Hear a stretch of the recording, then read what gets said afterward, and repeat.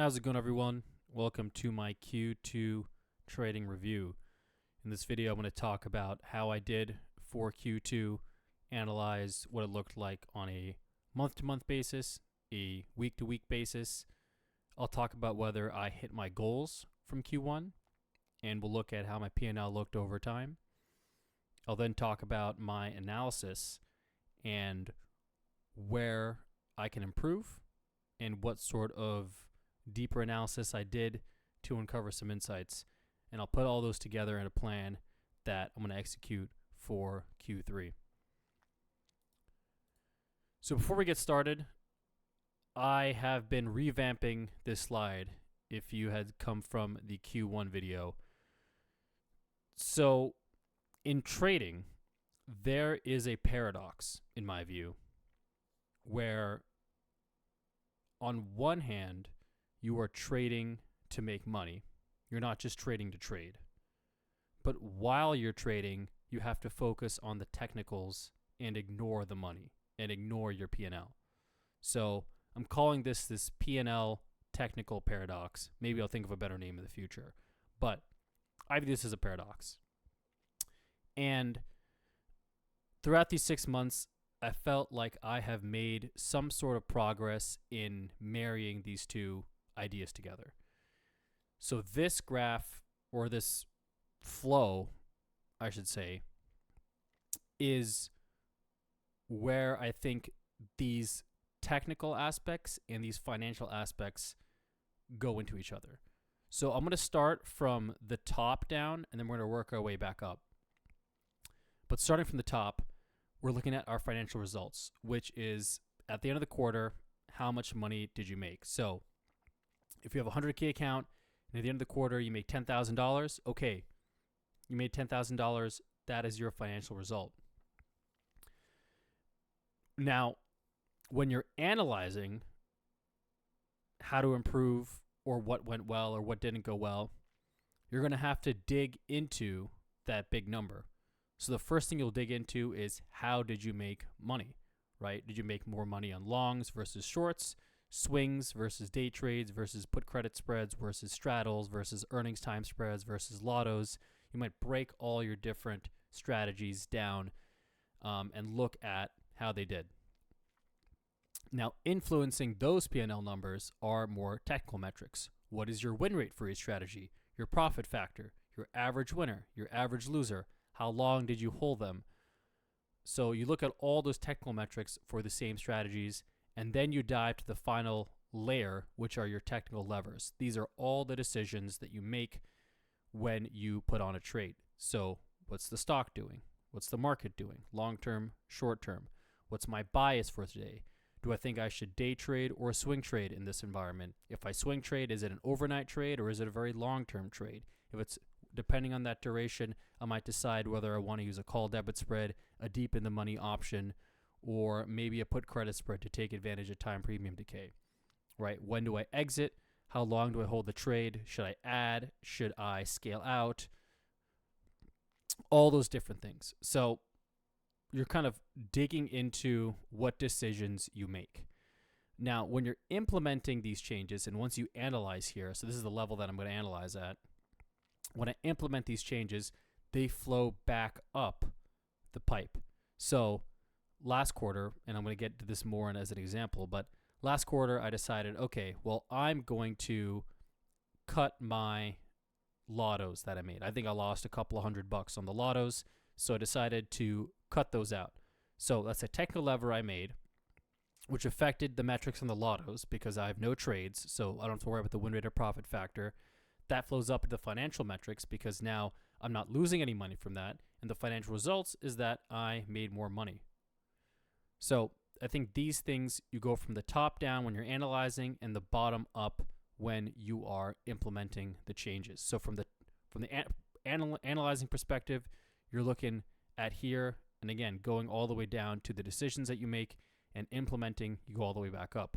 This is why it's really important to have a journal where you're making all of these decisions and you know, right, what are all of the criteria I look for in the trade. So the more of a view you have on all the decisions that you make, the better you are able to tweak changes. And ultimately, the bottom line is the bottom line, and this influences what changes you tweak, and the changes you tweak should then influence the bottom line. It's this cycle that happens. Now, day to day, you're spending time here, right? You're spending time here, and you're looking at this maybe week to week, and then you're looking at this on a broader time scale, monthly, quarterly, maybe a little bit weekly. So that's how this works. Okay, let's look at the summary. Q2 results. I started with 29,742, ended with 30,716, which is a net gain of 1,004. Now, a little bit of an adjustment here. The first thing is that the starting balance and ending balance includes my $10 per month trader fee. So if you just net those two numbers out, you get 974. However, if I add back the 10 for my gross profits, I get 1,004. So that's how I end up with that number. The second thing you'll notice is that my Q2 numbers here is a little bit different than this 1,004. I think I was off somehow in April, but I'm not actually quite sure where the difference is. So, yeah, I mean, I got to figure that out. But I'm going off of the change in account value over the change in this value because it's going to be a little more important. And what's really, what's actually my account at the end of the day versus my journal, which looks like it's slightly off. So this is a net gain and loss of 3.3%, which is pretty good and definitely better than last month. So a little bit of commentary here. I had 2 positive months, 1 negative month in June, where I kind of traded about half the month since I was on vacation. Overall, my swings were the most profitable. I'm just going to take these numbers straight up with no adjustments. So made just under $1,500 per swing, 24 trades, 83% win rate, profit factor of just under 5. The scratches here, by the way, 4 of these are short calls that I sold against swing longs that were deep in the money calls. So I was really 15, 3, and 2. And I just counted those diagonal short calls separately, just because I didn't really want to mix them with my normal position. So, yeah, so that's that.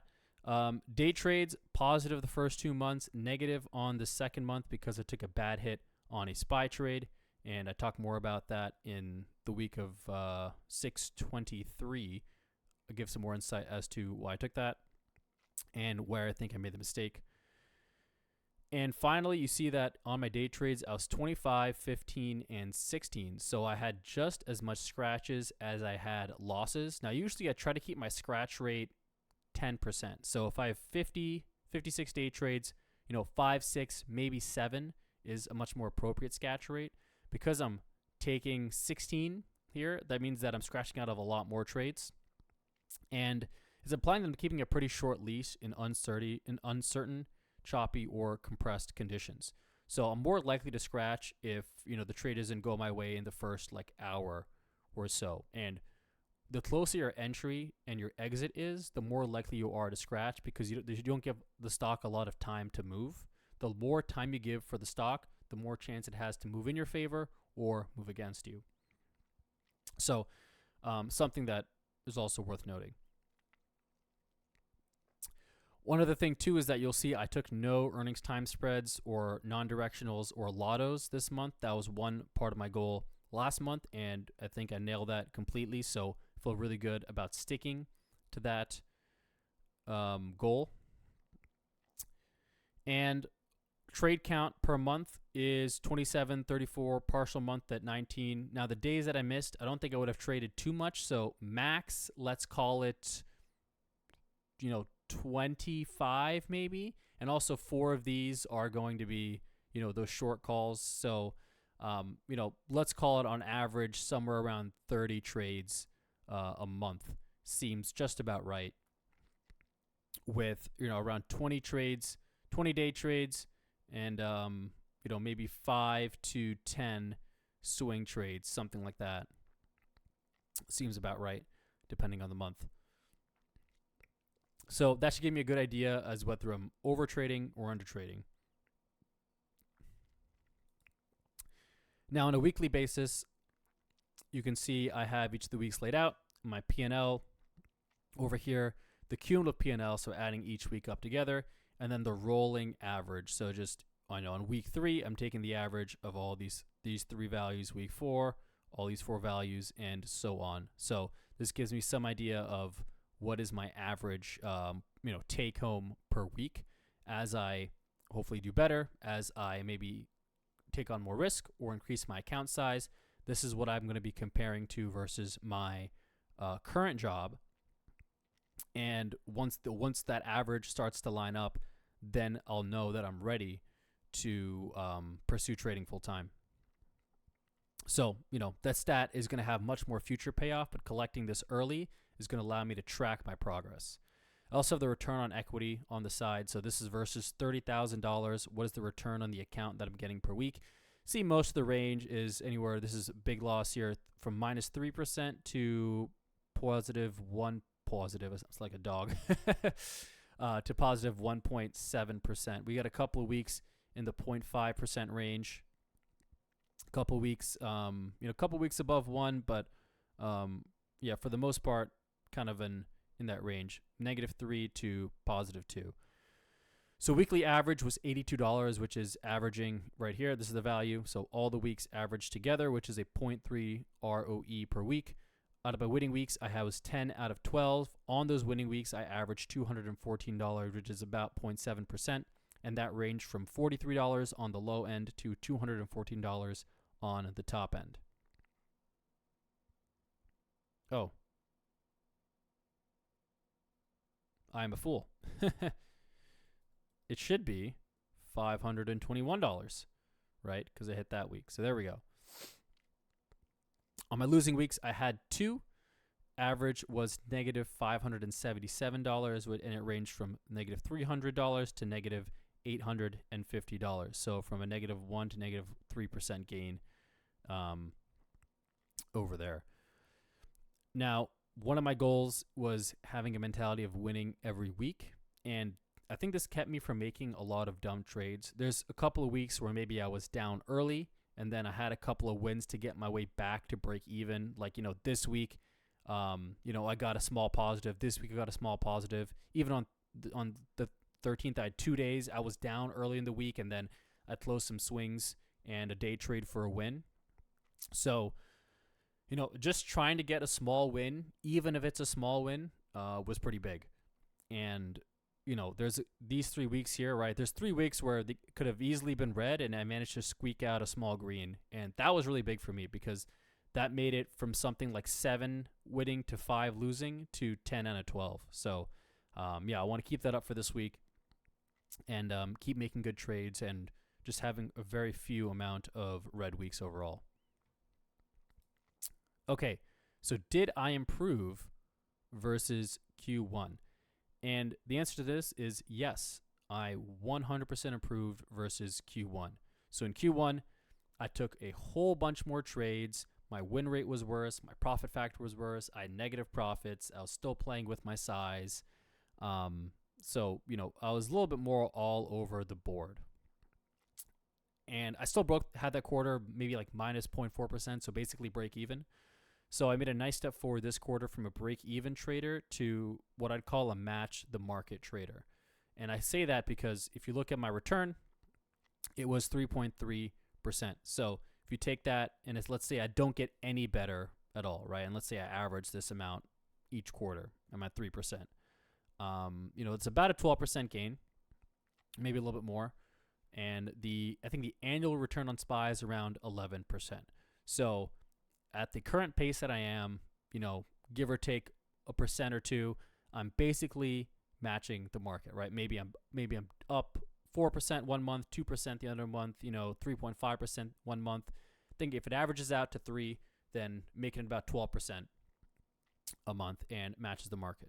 So obviously, I would like to beat the market, and I would like to make a much bigger return on my day trading post. My goal was to make 100% return on the account. Is that going to happen this year? Probably not. But the more important thing for me is setting the goal and seeing where I measure up to it. And I'm also making progress each month. So if last month I'm a break-even trader, this month I am this quarter, last quarter and this quarter. Last quarter, I was a break-even trader. This quarter, I'm a match the market trader. And that's a great step, right? That is a great step forward. And it taught me a lot of stuff. And I needed to get to this step before I can get to the next step, which is beating the market. So how did I improve? The first part is trading less. Now, last month it took 154 trades. This month I took 80 trades, and 4 of those were short calls. Let's call it 76 trades, right? So I cut that trade count by 50%. Those are unprofitable strategies, which were a handful. Call it maybe 10 or 15 or so, and cut a lot of day trading fat. Poor day trading setups, subpar decisions. I was getting bad entries. I wasn't putting the market first. And that cost me a lot of dollars. So that's the first thing. Cut out a lot of fat. Number 2 was hitting or coming close to my goals. First goal was to win each week. I was 10 out of 12. And I honestly felt like I was just there for 11 out of 12. Coming back from vacation, maybe wasn't in the sharpest state and made a couple mistakes, a couple decisions that I wouldn't normally. But it was 10 out of 12, and I felt 11 out of 12 was very much within range. Number 2, 75% win rate. I finished at a 69% win rate, which was pretty close. Handful of trades overall, maybe a couple of losses that ended up being wins, a couple scratches that ended up being wins, that would have moved the needle there. Number 3, 2 day trades per day limit. I achieved that. I never traded more than 2 day trades per day. I was either 0, 1, or 2. And this was great because I didn't succumb to FOMO and over trading. It can be easy too when you're in the chat. You're seeing people taking trades left and right, up and down. And even a lot more this quarter. I saw a lot of people taking a huge amount of trades on LPTE days. And if you're less confident, you're thinking, okay, well, if they're taking all these trades, maybe I should take some of these trades. And I've definitely felt like that in the past, but I had my focus and my North Star here and didn't succumb to that. Number 4 was 100 trades checkbox streak. So on my day trades, putting the market first, great stock D1, great stock M5, great stock entry, and syncing that stock with the market. I got a streak of 48, and I broke that slightly on 2 trades. One was a Netflix short that was questionable. If I'm being charitable, it was questionable considering I was taking a short on a very strong D1. And I think my decision making in terms of handling the trade was really good, but certainly quite questionable. And then my SPY short, holding that overnight, there was some good decision making there, but also some poor decision making in there. Number 3, mental wins. First one, moving quickly after a big loss at the end of the quarter. Now, staying strong, right, and took the loss in the SPY trade. There was a Tesla short that set up. It looked pretty good. I took the trade without hesitation. Also ended up being the loss. Still felt pretty good about that trade. I had a swing short on VKTX that I also closed for a loss. So I'm starting at the week, first 2 days down $1,000. And after that SPY trade, was I pissed? Of course I was pissed, right? Felt that I should know better. But I handled that loss well with the decisions that I did make. And I still decided to trade and focus on good setups because I knew the only way I could come back from that kind of drawdown early in the week was to keep following my rules, keep looking for good opportunities, keep taking great trades, great entries, and syncing them with the market. So I felt like I moved on pretty quickly.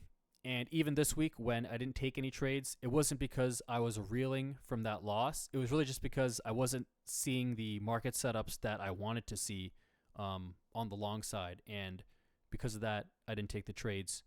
So felt that my decisions were sort of much more independent of that big loss than they may have been in the past. Number 2 was never forcing trades and sticking rules that I set out for myself, and sticking the rules that I set out to myself. So because I was following that checkbox streak and only doing that, it gave me a lot of control and focus. I felt that I wasn't rushing into a lot of trades, and the trades that I did take quickly is the ones that I'd set up and marked and set alerts on and vetted much earlier in the day, knowing that they might set up later. So that is a great feeling to have. The feeling that when I'm in the trade, I want to be in this trade, right? You don't want to be in the trade that you don't want to be in. And number 3, which I'm going to get to in the next slide a little bit more, was getting comfortable with the ebbs and flows of the P&L each week. So there's some weeks, like I mentioned previously, where I squeaked out a small win, and I was pretty happy because green is green. There's other weeks where, I took the loss and I still moved on. Other weeks where I made really big gains, and I was thinking, okay, well, I don't want to give this back. I need to keep trading well, keep trading smart. So focusing on a week-to-week basis just kept me pretty grounded and pretty, pretty grounded and pretty, I'll say,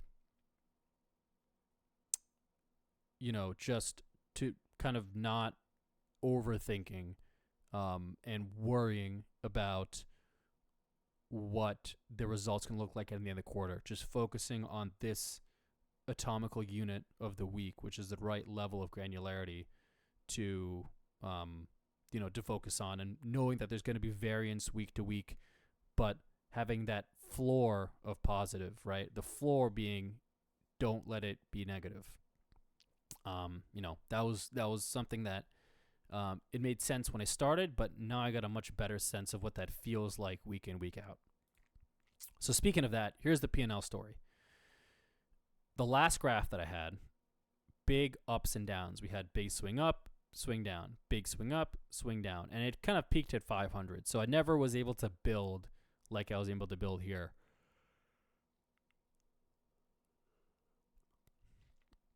This is a much healthier and much steadier P&L graph that's moving up and to the right with some dips along the way. If this was a stock chart, this is a stock chart that you'd want to buy, right? Goes up, pulls back, bumps up, pulls back, bumps up, pulls back, just sort of grinding higher. And look, there's some periods where it's flat. There's some periods where we get maybe a more pronounced dip. There's some periods where it zooms up really high, right? We get a double top here, coming back down. That's kind of funny, actually. Once you look at so many graphs, even this P&L graph starts to look like a chart. But much healthier P&L graph. We have a strong start in April. I make a lot of money early when I take gains on swing shorts into the tariff drop. We start to slowly grind up until May. There's a couple of dips here as I maybe take some losses on day trades, but I make them back on some day trades. Just grinding up over here till we reach a peak right around the middle of May. This week, I take my first red week. So this is a dip in the P&L, which is what we see over here, that negative 300. And after that dip, we start to rebound a little bit, and then we get a nice run of gains. So 520, 100, 350, 400. So nice run from about, 1,000 to almost 2,000 over here. Maybe I just reached 2,000 before I get that final dip later, as I gave back some of those gains in that jump with my bad SPY trade at the end of the week, at the end of the last week. So that is the story. That is the story, and it's a much better story than the graph I had in the last quarter. So how can I improve? I wrote this slide a couple of times because there was a lot jumbling in my head, but the way I'm thinking about this is there are different levers you can pull. You'll hear this a lot in business speak, and even though I hate a lot of business jargon, I do like the concept of levers, right? These are switches you can flick up and down that have pros and cons. And if you think about like a pilot's cockpit, right, where there's a million buttons and switches everywhere, that's sort of what it feels like when you're looking at where to improve. There's a million things you can look at, and you're trying to pick what is the thing that's going to give me the best bang for my buck. So I laid out 4 different levers here, and I'm going to go through each one, pros and cons as to how they help, and then, what's maybe the caveat. The first lever is adjusting my trade count. So I can either increase or decrease my trade count.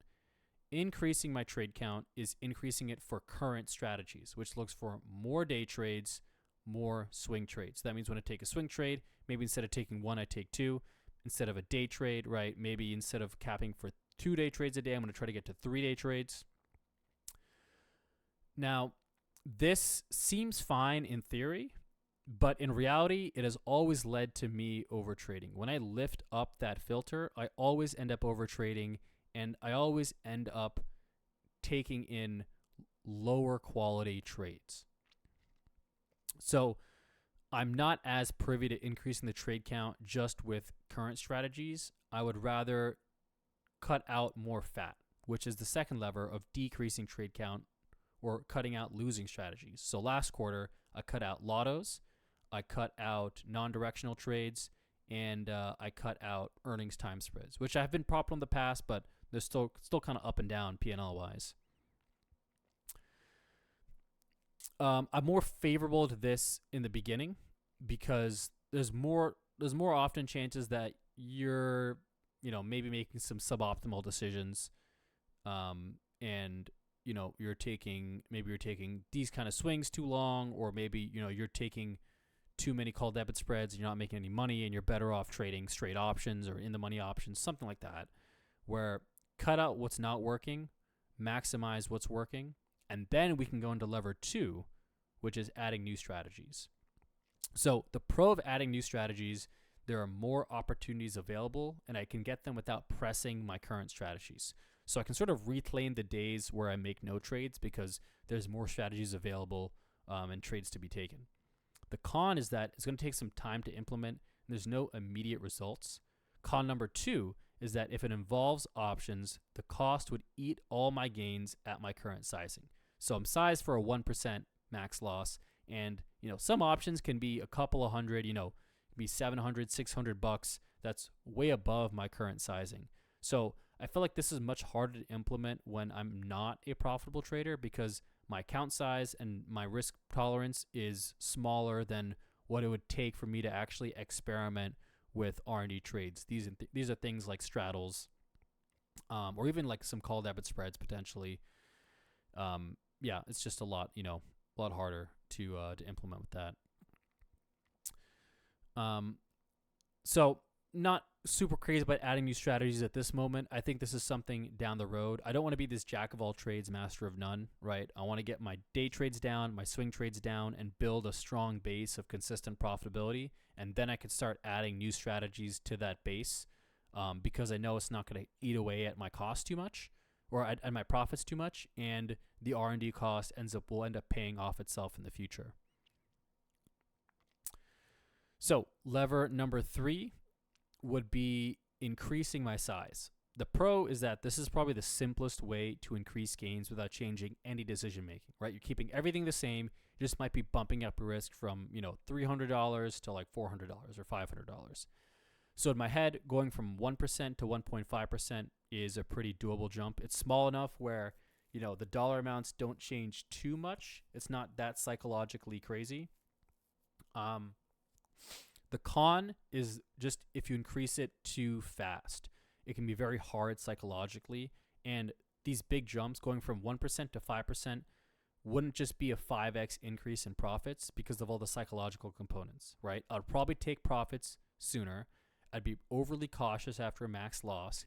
I'd be unable to withstand a losing streak of 4 to 5 big losses, which would probably eat up 20 to 25% of my account. And I'd be prone to cutting losers based on P&L and not technicals, which means I could cut trades on a drawdown and have them end up working out. So when you increase it too hard, it compromises your decision making because you feel like you're playing with money that you can't afford to lose. Again, it's like driving a car, or it's what I call your emotional bench press, right? You can't just jump from 135 to 225, right? You can't start, if your first day driving, you're comfortable at 20 miles per hour, you can't just jump to 60 miles per hour. You sort of have to work your way up there. So this is an appealing option, I think, especially on a small jump, because I feel like I've traded pretty well. My decision making has been pretty good. So I feel like a small increase would be a nice way to, bump up the profits. But lever 4, is squeezing more out of my existing strategies, which is improving my entries. Can I bid better? Can I bid better? Bit of a tongue twister. Can I get better exits? So can I hold trades longer? What does my walkaway analysis tell me? Should I scale out? And third, do I have the opportunity to add to winners? So I think improving entries is definitely possible. Holding longer is definitely possible. And my analysis will reveal more of that on the next slide. But I'm pretty appealed to number 4 because I feel like there's a lot more juice I can squeeze out of the lemon right now. So out of all these, I'm first looking at lever number 4 the most, then lever number 1 in terms of cutting out losing strategies, and then probably lever number 3 as the last piece of just making a small increase to my position size. So I think a mix of those will be a way for me to improve. So I did some analysis, and I'm not going to show all the Excel stuff here, but a couple of things I did was a walkaway analysis on my swings. I also did a analysis of my day trades in terms of the entry time. So looking at day trades that entered earlier in the day versus day trades that entered later in the day. And then also slicing and dicing my trades into different strategies. So out of swings and day trades, I had, out of my swings, I had shares, I had in the money calls, I had debit spreads, I had put credit spreads, and maybe a call credit spread in there. On my day trades, I had relative strength stock trades and I had SPY trades. So kind of looking at another level into the days and the swings to see how they were doing. Let's start with the swings first. So on average, holding my swings 3 days longer was a $700 increase in my P&L. I was just cutting winners too short. And there's a lot of days where I'd cut it too short. The next day it would pop up. And just left a good amount of money on the table. Now, you're never going to quite get the perfect exit. And this is just, and not all these are just perfect exit. This is sort of an average on my swings. This is also not my swing shorts. It's only my swing longs, because on this kind of environment, I'm more willing to cut my swing shorts than to go long. The win rate is still high. 2 winners end up being small losers, but the P&L increase on my winners more than make up for it. So that small hit to win rate for a much higher profit factor is worth it. Third thing, I do have some opportunities to get better prices on swings at the halfway point of breakout candles. So that means when the stock breaks out, maybe it's late in the day, the candle's finishing close to its high. I'm gonna actually bid lower than that level, right? I might bid halfway, maybe a third of the way of the candle to get a better price, because a lot of times they trace back. And if you're thinking about, your risk reward, right? Maybe, maybe it's like you're risking $3, you're going to win $2. If you're bidding 50 cents lower, you skew that risk reward in your favor to 250 to 250. So that is not easy way. That's a one way for me to improve my better prices. I don't have the exact P&L increase, but overall it does increase my P&L, and definitely on my day trades. The third thing is more of an observation, which is the time I spent in my swing trades. The vast majority of my swings, excluding put credit spreads and call credit spreads, were less than 5 days. The longest was 11 days. Now, even if I take 3 days longer on all of those, max out 14 days, call it 15 days, right? So I can probably take in the money options 1 month out to give myself enough cushion, which would give me enough time cushion, but also get a cheaper price versus a 6 months out option. Now, there's still some caveats in terms of liquidity, right? If you're not If you're not swinging on a monthly expiration, you might just have a really wide bid-ask spread to navigate, and it might be a pain in the ass to navigate that. And you still want to take the 6 weeks out. But that's an important thing for me to know, where like I don't have to feel maybe I don't have to go super far out. Now, if you want to take it 2 months out, 3 months out, that's still fine. Nothing wrong with that. But if you're doing this sort of analysis, you're saying, hey, well, honestly, most of my swings, I end up taking, within 2 weeks, right? Then, a month or 6 weeks is a pretty good cushion for that trade, where you still don't get hit by that time premium decay that much, but also, you're deep in the money, and you have enough trade time for the trade to work out without worrying about the option expiring. So second part is analyzing my day trades. First one is I can bid better, which is earn more on winners. My P&L increases by both increasing the profits on my winners, and it decreases the hits on my losers. So same thing as the swings, where if I'm getting a nice setup, a VWAP bounce, nice green candle bouncing off of VWAP, there's probably going to be some retracement in that candle. So I can bid on that and get a good price. The other thing too is it sort of forces me to be patient and not feel like I'm being so jumpy. I'm just letting the price come to me, and it puts me in a position of control, right? Like, here's the price I want. I'm waiting for the market to give it to me. All right. Second part was I noticed my sweet spot on day trades is from 11 a.m. to 2 p.m. EST. I didn't take a lot of trades before 11. I took one trade on a gap and go bear trend day. But the trades after 2 p.m., which we're going to see on the bottom here, were not that great. They were not that great. So that's definitely one that I can get rid of. Or definitely one, yeah, well, we're going to talk about more in a second. So last part here, identifying the worst performing strategies. I have 3. First one are my SPY trades. 10 trades, 5 wins, 4 losses, 1 scratch. That is a 54% win rate, I think, or 55, something like that. Debit spreads, 3 trades, 0 wins, 1 loss, 2 scratches, negative $161 of profit. SPY trades, negative $383 of profit. Stock trades after 2 p.m., which excludes SPY. So SPY's not involved in that, so don't double count it.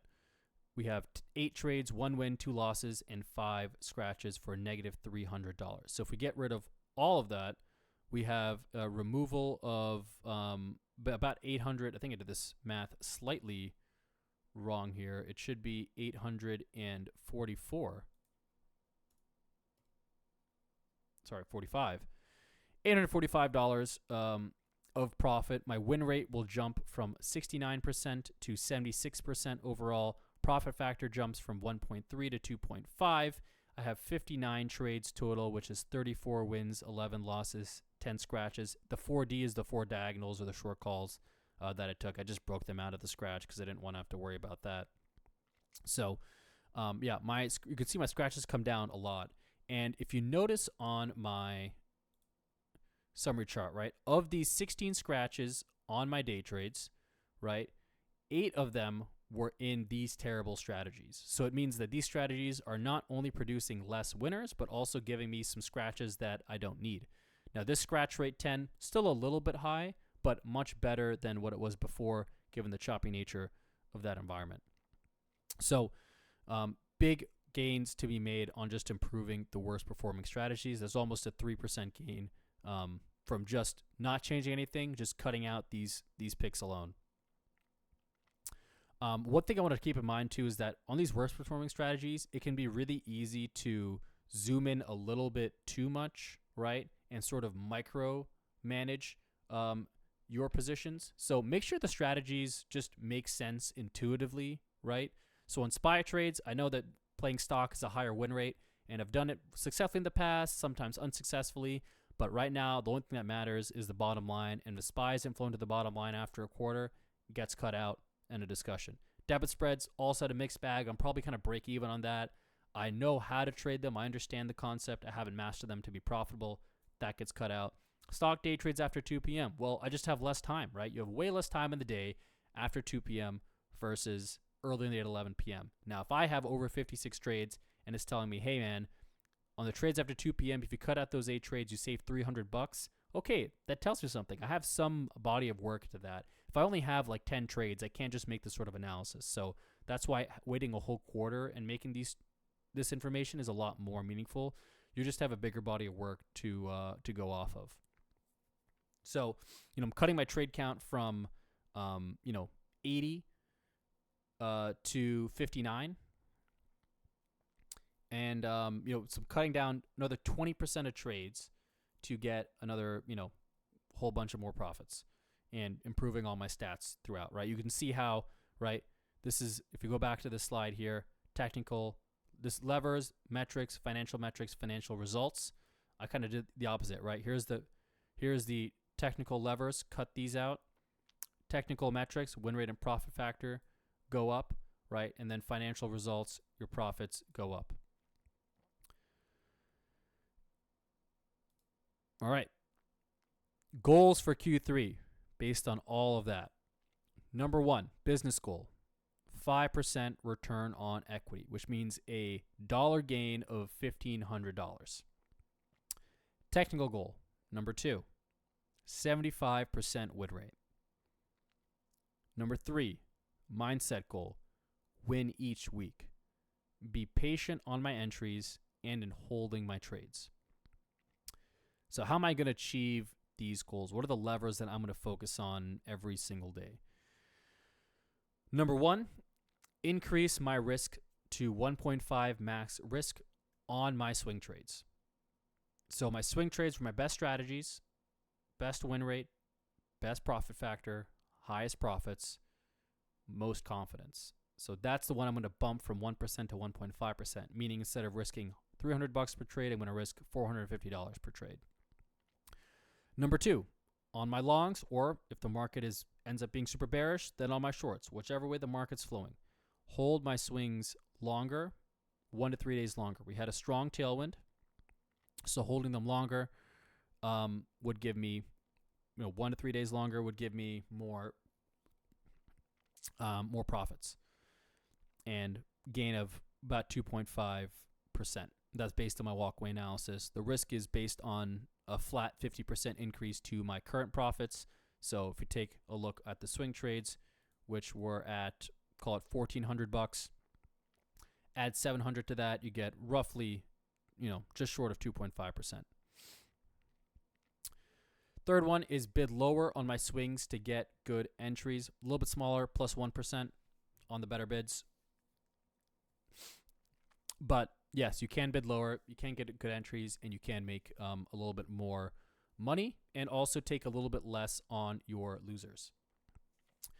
Number 4 over here, which actually correlates to number 2, is start scaling out of my positions. And I'm going to try to do it 1/4 at a time with shares. If I take a deep in the money call, then I obviously can't really scale out of it, but I might try to take something like, if I'm doing a little bit shorter duration now, maybe 1 month of 1 month out instead of maybe 2 months out, maybe I'll take 2 contracts at, call it $200 or, $225 versus maybe 1 contract at $450. That way I can do half and half on each of that position.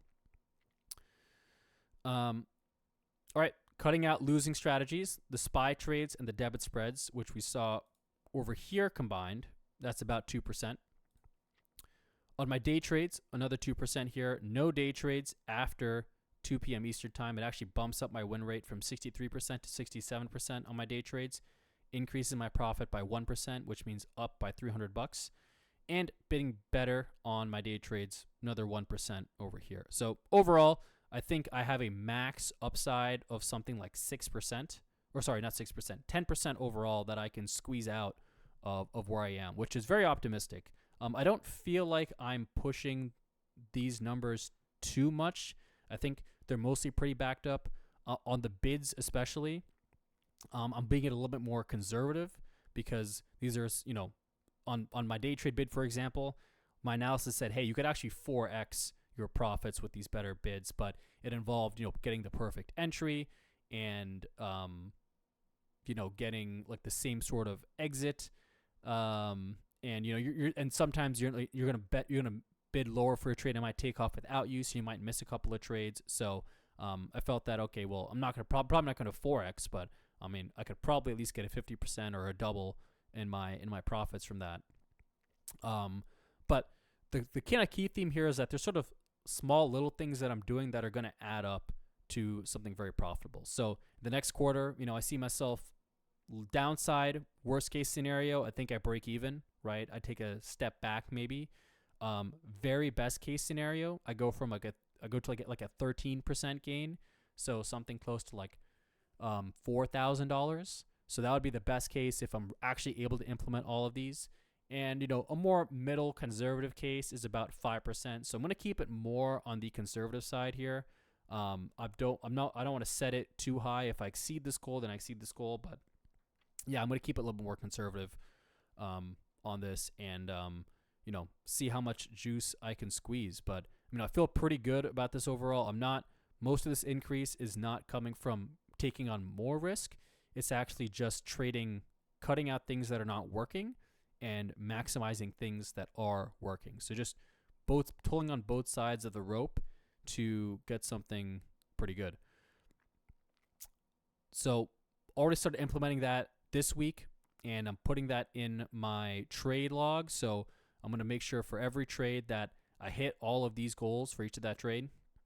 I'm bidding lower, I'm holding it longer, I'm scaling out.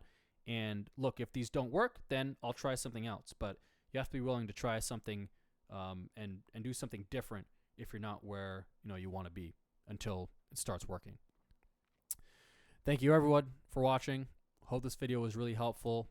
Making this and presenting this has been really helpful to me.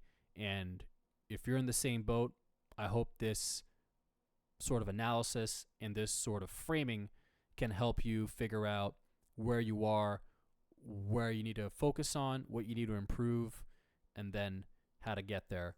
And, for other traders, if you're posting videos and stuff, I also want to urge you to feel comfortable sharing your, percent gains, right? And, like part of my channel is I'm not only giving picks that I did all of last year, I'm giving all the trades that I take every single week on a weekly basis, and I'm sharing my exact amount of money, my exact amount of, gains, wins or losses, my risk. So all of these numbers, it's a little bit taboo to talk about sizing in the chat, and that's understandable.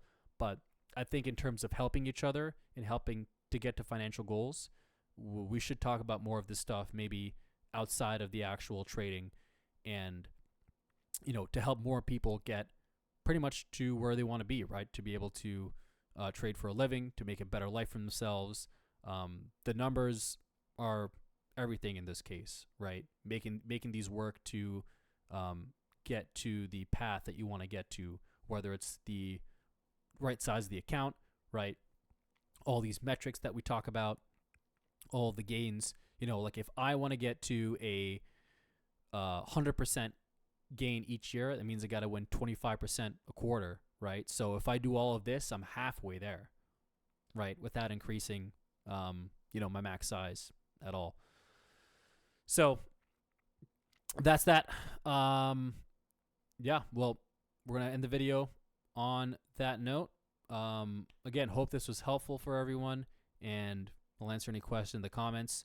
Good luck on Q3, and, you'll know what I'll be looking for. Trade well, trade smart, and always try to do better than you were in the last quarter.